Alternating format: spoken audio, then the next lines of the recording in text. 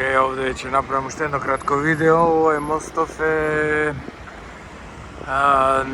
еден од последните мостови што е изграден и се вика Самуел Бекет мост. Инаку сите мостови овде во Даблин се наименувани по писатели.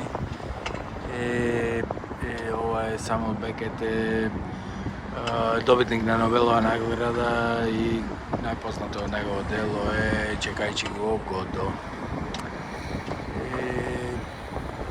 Инаку и тој е родом од Даблин и исто и од детството има живеено и во Франција, така да е и француски критичар, литературен критичар и на француски дела и на англиски дела. Добро, тоа инаку нешто изгуглав од нормално.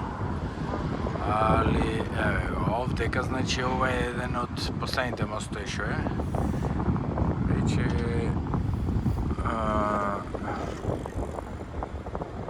понатаму имаш Оскар Вайлд мост и уште еден понатаму е од Джеймс Џојс. Сите тие тројца се големи поети, писатели од родом од Даблин и така да не е ни чудно што мостовите се наименувани. Инаку така Ирцеви има некоја голема традиција на пеење, на музика, на компонирање, на пеење, на пиење. Креативност, мислам, не е само што се вика, не е само песни, компонирање и драми, и книги и така. Многу креативен народ се, така. И сега дали мислам дека ја многу ги чувствувам така близко, мислам дека и некој од револуционерите на ВМРО има учествувано во заедно со Ира, има учествувано во отпорот према англичаните и сите тие работи. И така, малце и се слични на нас, мислам, така со... Али тие, например, ние сега како што ги сметаме како некој минус, тие си ги прифаќа и си ги слава, например, си ги потенцира, например.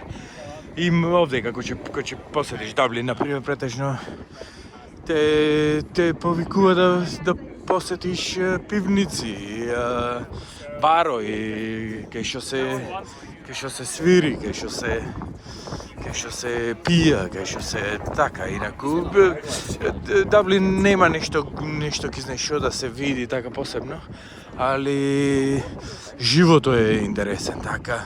Сите барои секаде се запоседнати, што се вика, и она таму претежно како се викаше, Табу сквер или нешто така, и тоа беше така интересно да се појде, да се види, да се седни, да се она многу од нив има стендап комеди. Скоро сите од нив си има некои музички сешенс. И така, интересно е инаку така. Ова е еден од така популарните мостови што е вреди да се види, еден од поновите мостови тука и така е невообичаена форма, така како на котва, пола котва или нешто рибина коска или нешто така.